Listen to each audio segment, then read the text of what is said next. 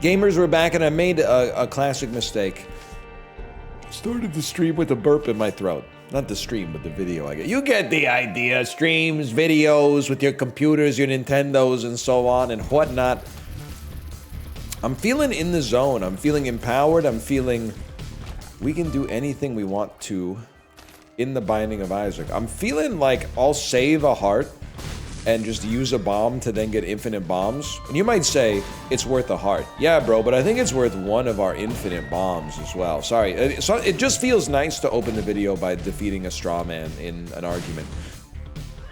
I mean, if we're talking about fun items that could backfire, Dr. Fetus gotta get brought up, no doubt about that. Also crazy that, man, we're in a different time when you could have a video game enemy named Dr. Fetus. And to be honest, we were all sort of looking at that and going, that's awesome. Not a single person went, it's a little Quirk-Chungus. I guess because Quirk-Chungus didn't exist back then. I mean, it existed, because I knew many Quirk-Chunguses, and perhaps embodied some characteristics of Quirk-Chungusness myself, but we didn't have a name for it yet. You didn't know what Quirk-Chungus was. Let me get a Liberty Cap. Liberty, Liberty, Liberty Cap, Liberty Cap. Yeah, that's right. I've seen American advertisements. It is funny. I think I've done this exact thing in Isaac before. American commercials get in my opinion, get a worse rap than they deserve. But before you get mad at me, just give me a second. I feel like what they get a bad rap for is that so many of the ads are for like pharmaceuticals, and then there's the classic like, you know, prolonged use of this drug may lead to your head falling off of your neck. Please discontinue use if your head falls off of your neck or you encounter multiple myocardial infarctions, difficulty breathing, tingly frenulum syndrome, etc., etc. Like that's the classic joke. But to be honest, from a Canadian perspective, that's not what's bad about American ads. I gotta give the American pharmaceutical ads some credit, because at least they say what it's for.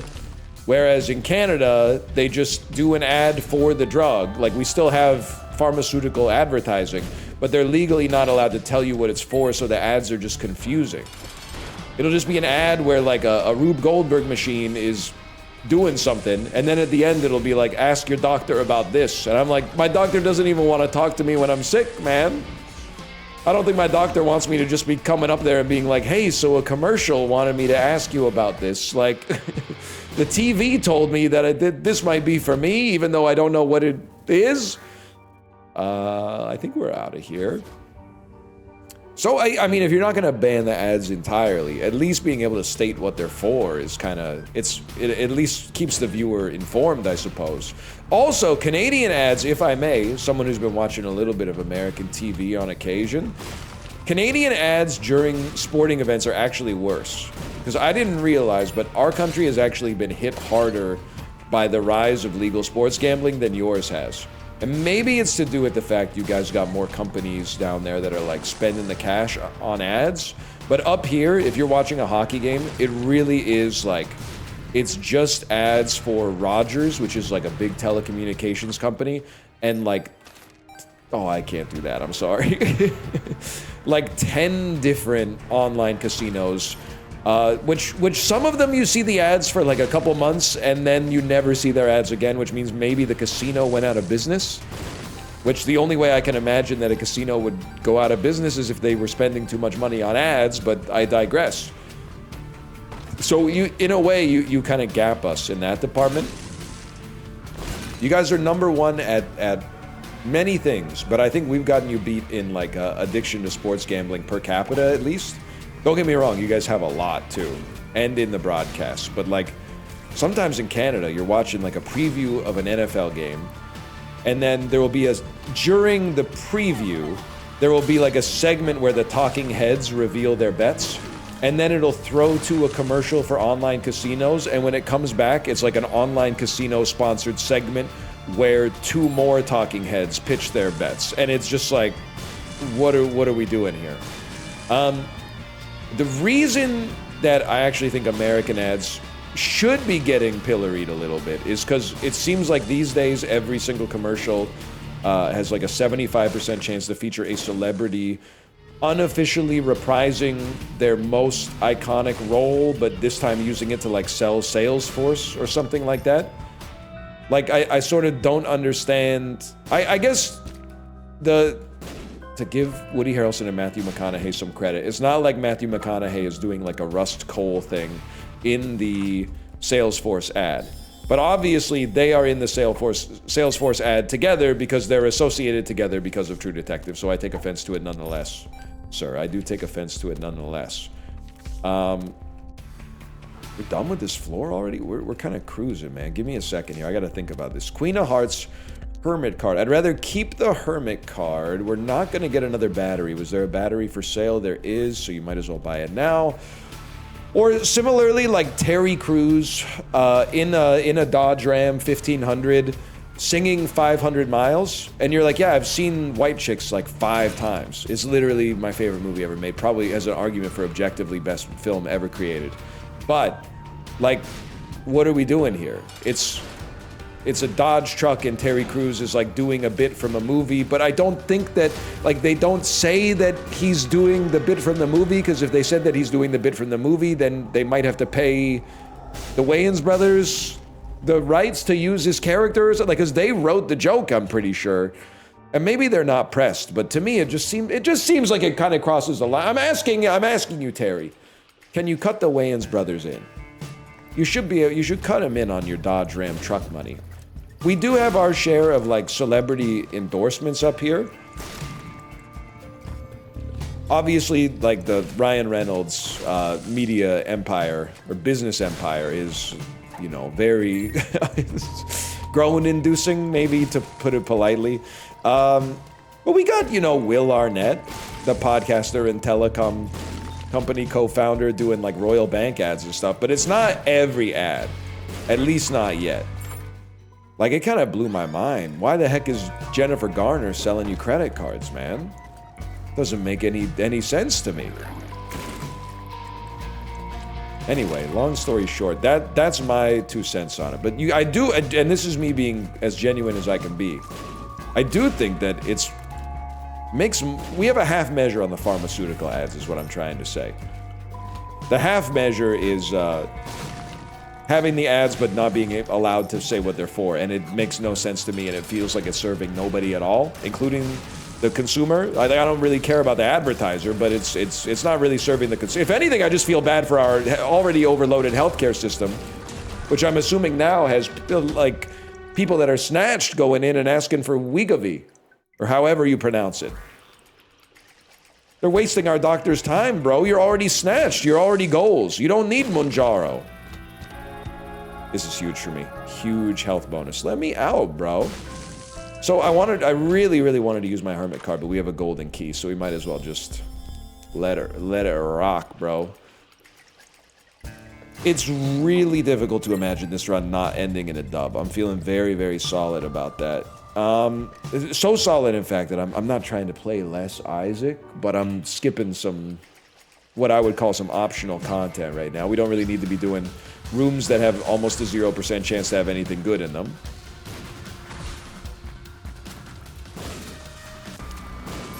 Yeah, I'm not a huge fan of those. I'd even take it a step further. And you know, I'm kind of a sports guy, and you should trust me when I say that. I'm not one of those sickos who will just watch like maybe any sport. Like, there's some stuff on the television I would rather watch than a sport that I don't necessarily have any narrative understanding of what's going on in. Like, I can't get into golf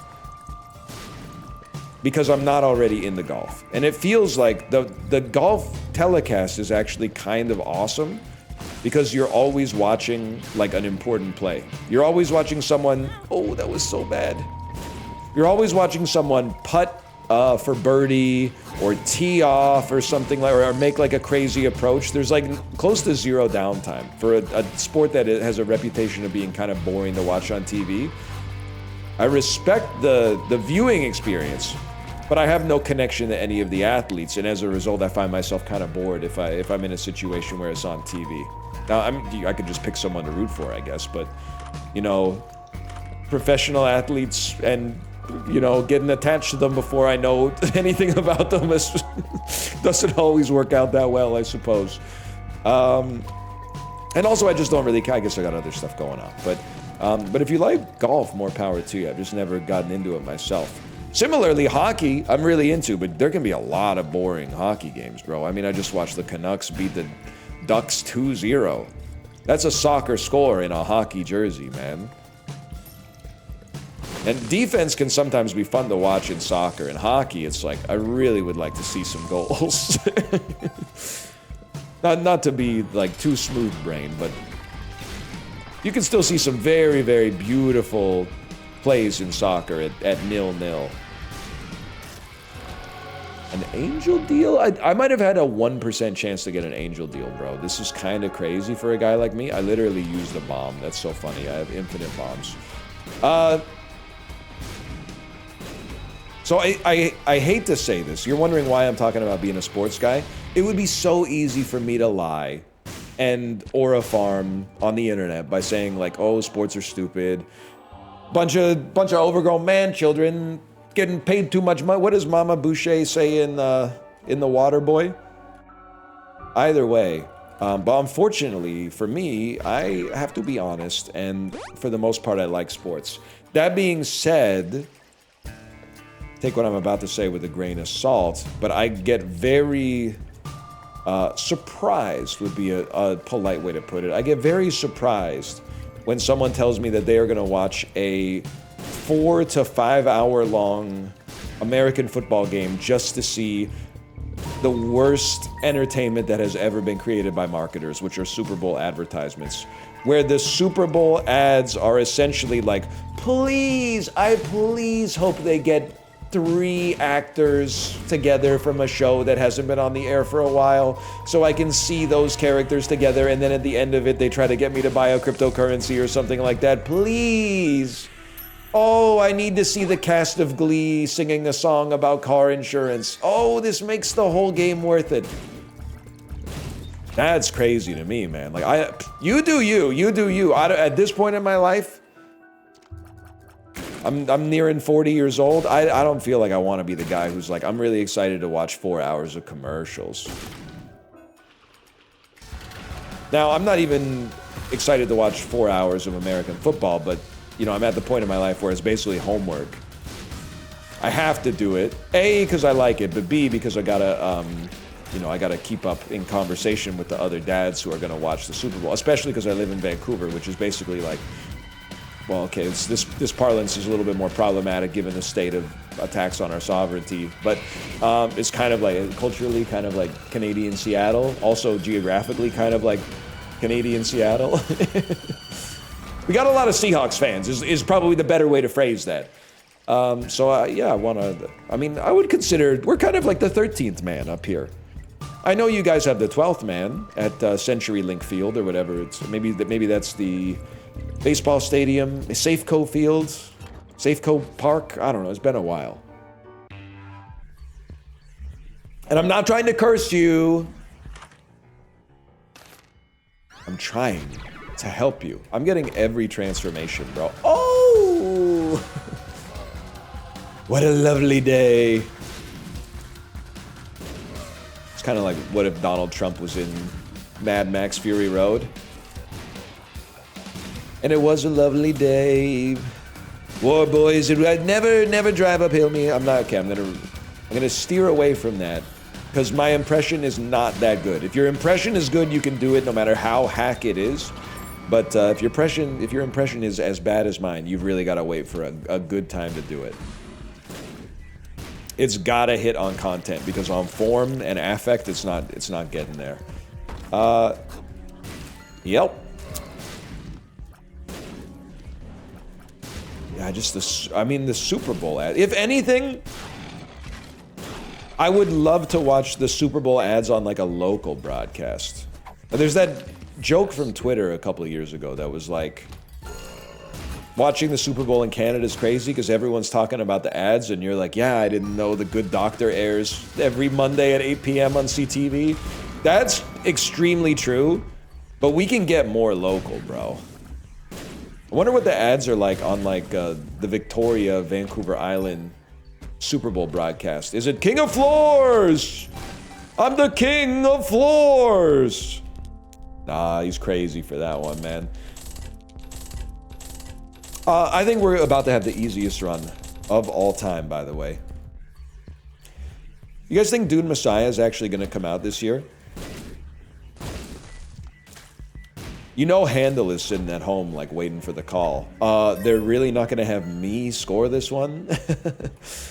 No offense, Ludwig, I forgot that, Goranson? No disrespect, Ludwig Goranson, but I mean, the Messiah, that's pretty much, that's my domain. Yeah, you're in Handel's house now, buddy. This is advice for you next Christmas season. If someone you love very much is playing in Handel's Messiah chorus, you are going to have to go watch it, but you have my sympathy. But if no one you love is playing an instrument or singing in the chorus in Messiah, do not go see it. I know you're like, I kind of like the piece. Yeah, everybody likes the part where it goes, hallelujah, hallelujah. Take it from someone who's seen the performance a few times because someone I love was performing in it. It was not Handel, by the way. It was my wife.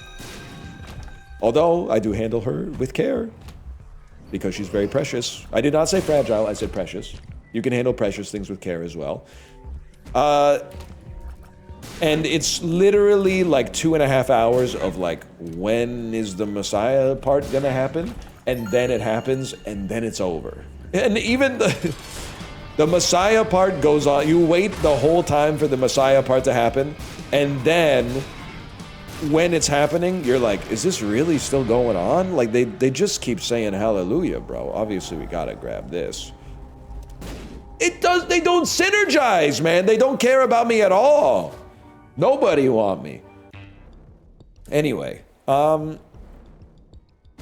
that's not, by the way, you might be more cultured than I am. It's literally, like, not hard to do. It just seems that way online sometimes, but it's not hard to do at all. Mogged. So you might be saying, what the heck? That's one of the best choruses that's ever been written. Okay, bro, but like, I mean, I've seen Captain America Civil War. Like, they don't got Spider-Man in the Messiah chorus. Like, we're dealing with a different world now. To be honest with you, I'm not even sure Spider-Man can save the Messiah chorus. Although, to be fair, a hero can save us. I'm not going to stand here and wait. Wait, sometimes the bombs work. I guess they can't have more than one synergy at once. So it's or maybe it's a weighted average or something. I'm going to level with you, chat. We're at what? We're at depths 2. I don't really see a need to go to the item room when we have the occasional brimstone bomb. Like, I'm feeling pretty set right now. If anything, and I'm not promising we're gonna do boss rush. I'm conscious of the fact I'm talking to a bunch of like 31-year-olds about whether I'm gonna like do an optional boss in the Binding of Isaac. So I'm gonna I'm gonna steer away from that line of reasoning as much as I can. I don't think any of this is gonna be good, unfortunately. I wish that like chocolate milk would make for like a charged bomb or something, but I don't think it works like that. But either way, sometimes I forget, you know. You gotta remember, 2 big things have changed in the world of YouTube Binding of Isaac episodes for me. I have been recording these mostly on, but obviously off and on lately, since I was like 23 or something, and now I'm 37. But, and I mean this sincerely, in a more pressing way, the average person watching these has gone from like age 16 to like age 28. So I have to not talk to you like you're a kid anymore, and like, sorry to force you to do some adulting. I know that's hard for my generation, so I don't want to pass on that trauma, but I can't keep coddling you and acting like it's a serious question if I'm going to do the dross or something like that. It doesn't matter, bro! It doesn't matter if you've been watching the news. This is not the real thing to be concerned about. I don't think anyone is concerned, which is why I'm trying to stop myself from talking about it as if someone is concerned. We can't be worried about all that, man. The more that they add to the game, the more they take away from our soul, maybe. I don't know. I really just wanted to tie it up in like a more literary sort of way. You guys see Bob Trevino likes it? Good movie! A lot of people are calling it tearjerker bait, but I liked it a lot, man. I gave it a 4.5 on Letterboxd. I would honestly say it's risen to the top of my John Leguizamo ranked. I'm gonna do a Letterboxd list for every actor I've ever seen any movie in. So I think it's basically like 100,000 lists. I haven't seen 100,000 movies, but I've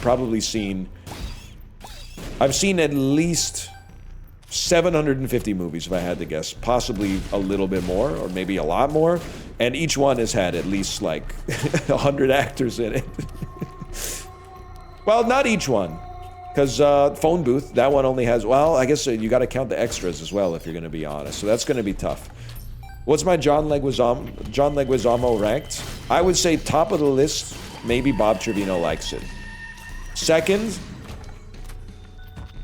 by the way, this is not a coolness ranking, because if it's a coolness ranking, Baz Luhrmann's Romeo and Juliet goes #1 for sure. I would probably say second is The Menu. It is still really good, I think. And then third would probably be Baz Luhrmann's Romeo and Juliet. And then fourth, but it's almost first, is of course Gamer, the Gerard Butler movie where like if you're in prison, you get like a brain chip, and then some professional gamer at home controls you in like a first-person shooter type setting. And if you win the game, you get to, kind of like a riff on Death Race, you get to like leave the prison if you win the game. It sort of doesn't, it's been a long time since I saw it. And then of course, #5, The Pest, #6, Spawn. Oh wait, I forgot he's in Johnny Wick too. John Leguizamo's had a heck of a career, man. May the darkness swallow all around you. Yes please. Sorry, that was glib. How droll. How droll, Niles. Anyway, that's me when I put my sleep mask on. I don't wear a sleep mask, but I'll tell you, one of my resolutions that I've stuck to well is wear pajamas. And you might say, what's the point? And I would actually agree with you 100%. The point of making a resolution to wear pajamas is to wear pajamas more. What value do you get out of wearing pajamas? Not much. I'm not gonna say it completely changed my life, but it does kind of feel nice to be like a guy. I feel like, you know, it's dressed for the job you want. I feel like more of a grown-up wearing pajamas, to be honest. It's like look good, feel good. It's like when I go to bed dressed like a dad, I feel more like a dad. I think I act more like a dad, and that makes me a better dad. But it's very minor. I'm not suggesting you can't be a good dad if you go to sleep in like a t-shirt and shorts or something. But it's also kind of nice to have pajamas. To be like, ooh, it's a little chilly tonight. No sweat for a beast like me. I got pajamas. Whoops. I don't know why I was just standing still. No, thank you. By the way, I mean, it's basically, by the time this goes live, it'll be February, but it's end of January for me. Today's the 30th. How are the other resolutions going? I would say out of my big resolutions, I'm 2 for 3 still, and I can live with that. One resolution was an easy one. That's my bronze level, wear pajamas. It's nice to put a freebie on your to-do list, man. Like, sometimes you fold the laundry, and then on your to-do list, you write fold laundry, and then you cross it out. That was pajamas for me. At the silver level, I think I failed. I have not really read more. I read 3 books in January, but they were all at the start of the month, and I've completely lost momentum. And I'm not looking for other stuff to read. It's just I thought I could structure my life in such a way to eke out like 20-30 minutes of reading time, and I just haven't made it happen yet. It's going to take a little bit more effort than I thought it would. But on the gold level, get a more considered and less disordered diet. Chicken potato has really sorted me out. I'm inclined to give myself 1.5 thumbs up to start 2026. Big one still on the list alongside like read a little bit more. Probably make it actionable, but I got to keep the other goals going too. I don't want to lose my pajamas. Okay, I'm ready. We don't even need HP. Less meaningless arguments, and it's a nuanced one because meaningless arguments are kind of the bread and butter of my job. But like There's a difference between like, you are a fool, quesadillas are way better than tacos, and then like getting baited by the world's most idiotic people online. I think it's I've honestly made a lot of progress in that over the years, not being on social media anymore. You know, maybe people are still tweeting me, but I haven't opened Twitter in like more than a year at this point. So like, really like not having my day ruined by some insane person being mad at me for something that happened in an Isaac video, which probably in my life has probably contributed to, I don't know, at least like a couple hundred days that were worse than they had any right to be. Not necessarily horrible days, but days that really had no reason apart from that, but then to be 10 out of 10. You know, I think now might be the time, bro. So that, like, not stepping on those rakes has been very helpful. But you could still be better at it in Twitch chat, for sure. Just, it's a process that's rich in mindfulness, you know? Because you got to figure out what's good rage bait to respond to, and what's not good rage bait to respond to. And you might say, I would just respond to no rage bait, but that's, obviously you haven't been online lately, because that's how everybody talks in every conversation, myself included. And I don't think we know how to stop anymore. I'm not sure anybody knows how to get off the train. So we might as well start embracing it. Finding some coping strategies. Half-price deals with the devil, kind of crazy. Like what, you just want the left ventricle? I think we're out of here, man. But this is what I think a New Year's resolution is good, man. We were talking about, even if they all failed, and it's not really a failure as long as you made a little bit of progress, even if you didn't reach the end goal. Like, yeah, bro, I haven't really been reading as much more as I thought, but I did finally read The Death of Ivan Illich. So now I can be like, whoa, that's some Ivan Illich type stuff in conversation. And people will be like, what? And I'll be like, whoa, what an agonizing depiction of a man succumbing to disease.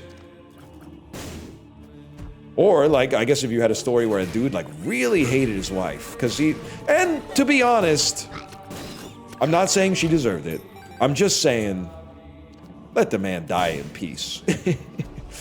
He was always going, and then his wife is like, are you okay? And he's like, shut up! I wasn't talking to you. I was groaning for the footman who has my ankles on his shoulders for some reason. Like, she didn't get it, man. She didn't get it. Saturdays are for the boys. Ivan Illich says Saturdays are for the boys, bro. And I wouldn't have read Tau Zero, which is kind of like also for the boys, but in like a negative way, because I think it's like a power fantasy.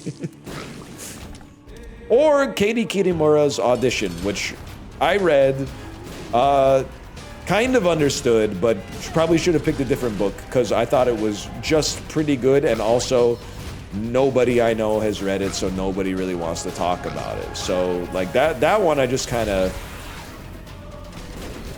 That one I was just kind of reading for leisure, which is actually awesome.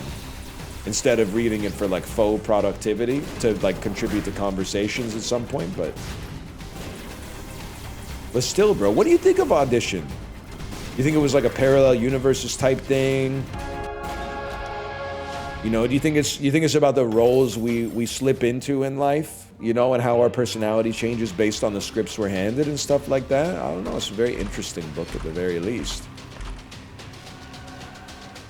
And the media maxing on the movies has gone crazy, bro. No disrespect to Gacha, but I could still be playing Gacha instead of watching movies. And if the year just kept rolling, if we never had a January 1st, I think that would be the case, because I would always feel like, you know, there's no time for renewal. But January is a natural time for renewal. That being said, you know what? I'm actually starting to convince myself February might be worse. I haven't done my months of the year tier list yet. January's pretty bad. But it being the month that renews a year, it doesn't come with just negatives. There's a few positives associated with that as well. A New Year's resolution, a time to take stock. New Year's resolution, to me, is kind of like actual Thanksgiving. Like, we should make New Year's resolutions at Thanksgiving, because that's when you're saying, like, this is what is important in my life. That's a great time to make goals. Most people on New Year's Day are like, oh, can you just get me some freaking French toast, bro? My head hurts. I'm submitting a change.org petition to the United States government. New Year's resolutions should be made on Thanksgiving. Full stop. And implemented at your leisure between Thanksgiving and January 1st of the following year. No purchase necessary. Viewer discretion is advised. Let me see what the frick we got going on. Ah, I keep blowing myself up. I'm making silly voices because I forget you guys are 32 years old. Sorry. Now we're talking, man. Never mind. Actually, I feel like the magnet one is not so... Is it magnet? Nope, not... I don't know what this is. Maybe enemies take damage when they run into us. We got like a Diablo 2 Paladin type Thorns build.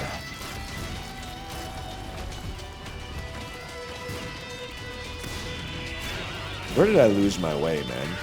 I can't figure out... What? I can't tell you what Diablo we're on. Obviously, they made a Diablo 3. I remember that. I remember playing that. Did they ever make a Diablo 4? There's no shot that there's been a Diablo 5. Has there been a Diablo 4? I mean, younger me would not have missed a Diablo. Let me put it that way. I would have been seated. I swear I'm not putting on airs right now. I do not know if there was a Diablo 4. Is there a Diablo 4? Yes. Yes, it came out 2.5 years ago. Why 11 months ago on r/Diablo 4? Why do we have Diablo 4 but Diablo is not in the game? That's so real, I'm imagining. It says Diablo will likely play a role in a future expansion. I know Path of Exile is all the rage. I'm just saying, now that I think about it, I'm pretty sure there's a Diablo. I'm pretty sure I probably knew that there was a Diablo 4 and then forgot. It's pretty easy when you're younger to like maintain all of, you know, the things that have ever come out in your head. But the thing is, like, they just keep coming out with more stuff, man. Like, it's crazy to me that Silksong is out. It almost feels like we didn't wait at all for it. I mean, I didn't even care to play it, to be honest. I'm realizing Tooth and Nail actually means you just stand still and take no damage, right?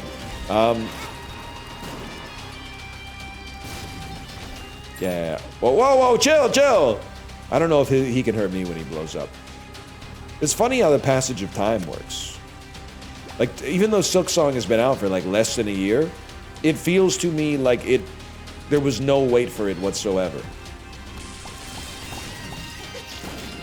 The days go fast, but the years go slow. No, I got it backwards. The years go fast, but the days go so slow. Not really. The days also go pretty fast. I'm not sure Isaac Brock really understood the difference between the clock and the Julian calendar, but... It'd be really interesting to see like a Google Trends graph of the search popularity of Isaac Brock. Because you know that was peaking probably like maybe 2006. But then also there's got to be a big peak like in the 19th century when that one admiral dude was like doing his business or whatever. I thought I was accidentally going to have to fight the secret boss. That would have been a disaster. Well, for now, thanks for watching. Hope you've enjoyed it. If you did, click the like button. Helps it a great deal. Subscribe if you want to see more in the future. I'll see you next time. Later.